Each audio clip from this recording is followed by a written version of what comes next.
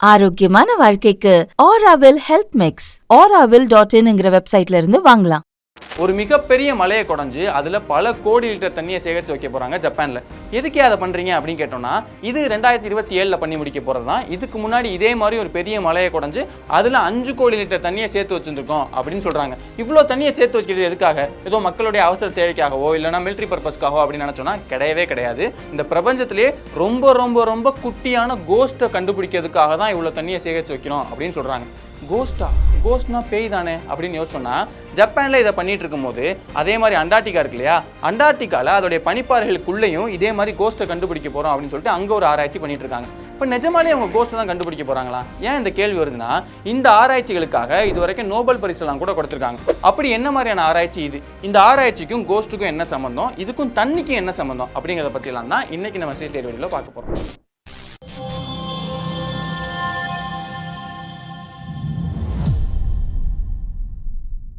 19ஆம் நூற்றாண்டோட பிற்பகுதியில் இந்த அணுக்கரு பற்றின ஆராய்ச்சிலாம் ரொம்ப தீவிரமாக நடக்க ஆரம்பிக்குது.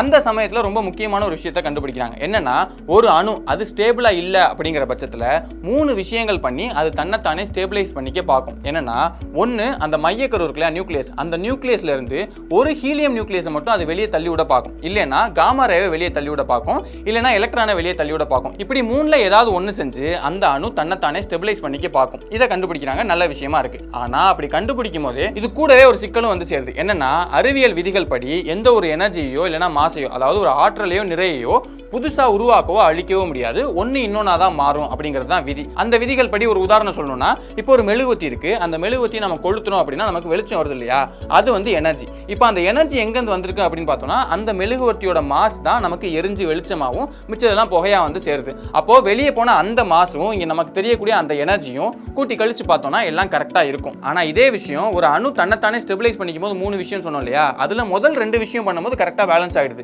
ஆனால் 3வது விஷயம், அதாவது எலக்ட்ரானை வெளிவிட்டு தன்னைத்தானே ஸ்டெபிளைஸ் பண்ணிக்கும் சொன்னோம் இல்லையா, அந்த விஷயம் பண்ணும்போது இது கரெக்டாக பேலன்ஸ் ஆக மாட்டேங்குது. 10வதுக்கு அந்த எலக்ட்ரானோட எனர்ஜி ஒவ்வொரு முறையும் வேற வேற மாதிரி இருக்கு அப்படின்னு 1914 ஜேம்ஸ் சாட்விக் அப்படிங்கிற ஆய்வாளர் கண்டுபிடிக்கிறார். அதுக்கப்புறமா இது சம்பந்தமா நிறைய பேர் ஆய்வு பண்ண ஆரம்பிக்கிறாங்க. அதாவது இந்த காணாம போன எனர்ஜி எதனால அப்படிங்கிற ஆய்வு நிறைய நடக்க ஆரம்பிக்குது.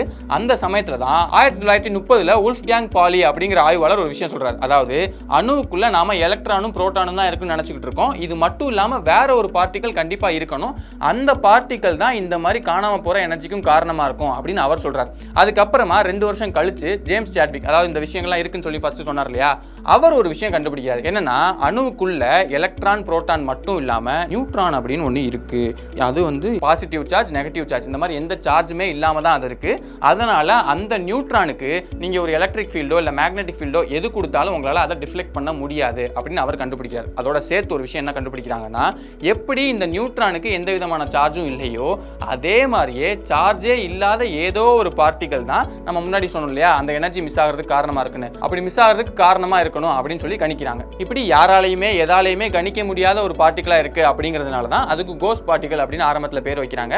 அதுக்கப்புறமா நியூட்ரினோ அப்படிங்கிறதுக்கு பேர் வைக்கிறாங்க. இப்போ நியூட்ரினோ அப்படிங்கிறதுக்கு இத்தாலி நாட்டு மொழியில குட்டி நியூட்ரான் அப்படின்னு அர்த்தம். அதுக்கப்புறமா நியூக்ளியர் எனர்ஜி, இந்த அணுசக்தி மூலமா மின்சாரம் உற்பத்தி பண்றது, இந்த மாதிரியான விஷயங்கள்லாம் நல்லா பெருசா டெவலப் ஆக ஆரம்பிக்குது.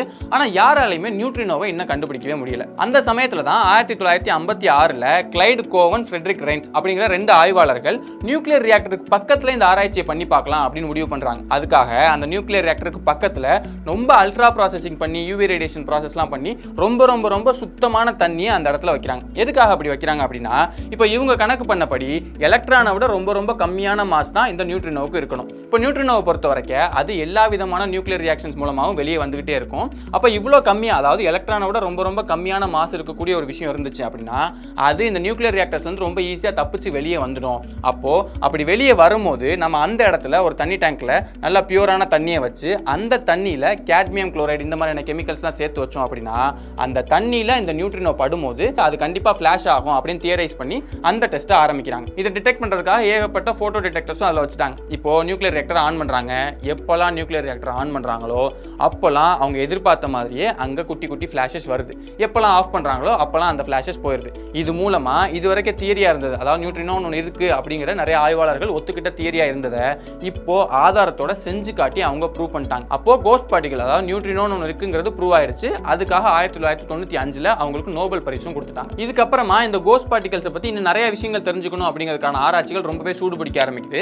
அப்படி பண்ணதுல இந்த கோஸ்ட் பார்ட்டிகல் எல்லா இடத்துலையுமே இருக்கு. அதாவது பிக் பேங்ல ஆரம்பிச்சு எங்கெல்லாம் நியூக்ளியர் ரியாக்ஷன்ஸ் நடக்குதோ, ஆள் நடமாட்டம் இல்லாத இடம் எந்த இடத்த நீங்க எடுத்து பார்த்தீங்கன்னாலுமே அங்க எல்லா இடத்துல இருந்துமே நம்மளால இந்த நியூட்ரினோவை கண்டுபிடிக்க முடியும் அப்படிங்கிறது தெரிய வருது. இப்படி நிறைய விஷயங்கள் கண்டுபிடிக்க இதுல இன்னும் நிறைய புதிர்களும் உருவாக ஆரம்பிக்குது. அது என்னன்னா 1960 இருந்து 1990 வரைக்கும் ரேமண்ட் டேவிஸ் ஜூனியர் அப்படிங்கிற ஒரு ஆய்வாளர் ஒரு சுரங்கத்துக்குள்ள 1500 மீட்டர் ஆழத்துல ஒரு பெரிய டேங்கை வச்சு அதுல 600 டன் பெர்குளோரோஎத்திலீன் அப்படிங்கிற கெமிக்கலை சேர்க்கிறார். எதுக்காக இதை பண்றாரு அப்படின்னு பார்க்கும்போது, இப்போ நம்ம என்ன பார்த்தோம், நியூட்ரினோங்கிறது எல்லா இடத்துல இருந்து வரும் அப்படின்னு பார்த்தோம் இல்லையா? அப்படி வரும்போது அது சூரிய குடும்பத்துக்கு வெளியில இருந்து கூட வரதுக்கு வாய்ப்பு இருக்கு. எனக்கு அதெல்லாமே வேணாம், எனக்கு சூரியன்ல இருந்து வரக்கூடிய நியூட்ரினோ மட்டும் தான் வேணும் அப்படிங்கிறதுக்காக தான் இந்த மாதிரி ஒரு டேங்கை ஆழமா கட்டி அதை வந்து டெஸ்ட் பண்ணி பார்க்க ஆரம்பிக்கிறார். ஏன் அப்படின்னா, இப்போ வெளியில இருந்து வரக்கூடிய அந்த நியூட்ரினோ எல்லாமே கொஞ்சம் வீக்கா இருக்க வாய்ப்பு இருக்கு. அதுவே சூரியன்ல இருந்து வரக்கூடிய எல்லாம் பவர்ஃபுல்லா இருக்கும். அதால தான் இவ்வளவு ஆழத்தை தாண்டி உள்ள வர முடியும். அப்படி வரும்போது அவர் சேர்த்திருக்கக்கூடிய அந்த கெமிக்கல்ஸ், அதாவது அந்த குளோரின்ல அது பட்டுச்சு அப்படின்னா அந்த நியூட்ரினோ எல்லாமே ஆர்கான் கேஸா மாறிடும். அப்ப எவ்வளவு ஆர்கான் கேஸ் உருவாகுதோ அவ்வளோ நியூட்ரினோஸ் வந்து சேர்ந்திருக்கு அப்படின்னு அர்த்தம் அப்படின்னு சொல்லி தான் அவர் இந்த டெஸ்ட் ஆரம்பிக்கிறாரு.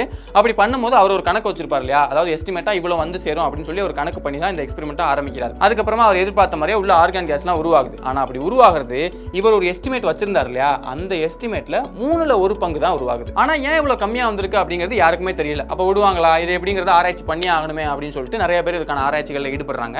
அதுல நிறைய நாடுகளுமே ஈடுபடுறாங்க. அப்படிதான் ஜப்பான் வந்து ஒரு ஆராய்ச்சியில் ஈடுபடுறாங்க. அவங்க 1000 மீட்டர் ஆழத்துல 300 டன் நல்ல தண்ணியை கமியோகோ அப்படிங்கிற சுரங்கத்துல ஒரு பள்ளத்தை வெட்டி அதுல வச்சு இந்த ஆராய்ச்சிகள் பண்றாங்க. அப்படி ஆராய்ச்சி பண்ணும் போதுமே அவங்களுக்குமே முன்னாடி நடந்த மாதிரி அந்த நியூட்ரினோஸ் பட்டு அங்க ஃபிளாஷஸ் உருவாகுது. அப்படி உருவான ஃபிளாஷ்ல 12 பிப்ரவரி 1987 ஒரு நீல கலர் ஒரு ஃபிளாஷ் ஒன்று உருவாகுது. என்னடா இது வித்தியாசமான ஃபிளாஷா இருக்கே, எந்த பக்கம் வந்துச்சுன்னு பாரு அப்படின்னு சொல்லிட்டு அந்த பக்கமா டெலஸ்கோப்பை திருப்பி பார்க்கறாங்க. ஏன் டெலஸ்கோப் வச்சு பார்க்கறாங்க அப்படின்னா அவங்களுக்கு நல்லாவே தெரியுது இது சூரிய குடும்பத்துல இருந்து வெளியில வந்து ஒரு ஃபிளாஷா தான் இருக்கணும் அப்படிங்கிறது அவங்களுக்கு தெரிய வருது. அதனால டெலஸ்கோப்பை அந்த பக்கம் வச்சு பார்க்கறாங்க. அப்படி வச்சு பார்க்கும்போது தான் ரொம்ப முக்கியமான ஒரு விஷயத்தை கண்டுபிடிக்கிறாங்க. என்னன்னா, பூமியில இருந்து 1,68,000 ஒளியாண்டுகள் தள்ளி இருக்கக்கூடிய ஒரு நட்சத்திரம் வெடிச்சு செதறுது அப்படிங்கறத டெலஸ்கோப்ல பார்க்கறாங்க. இதுதான் வெளியில ஒரு நட்சத்திரம் வெடிச்சு செதறத பூமியில இருந்து டெலஸ்கோப் வழியா நாம முதல் முறையா பார்த்தது. என்னடா அது நியூட்ரினோ தேடப்போனா என்னென்னமோ கிடைக்குது அப்படின்னு சொல்லிட்டு வெறியாகி இன்னும் அதிகமா ஆராய்ச்சி பண்ண ஆரம்பிக்கிறாங்க.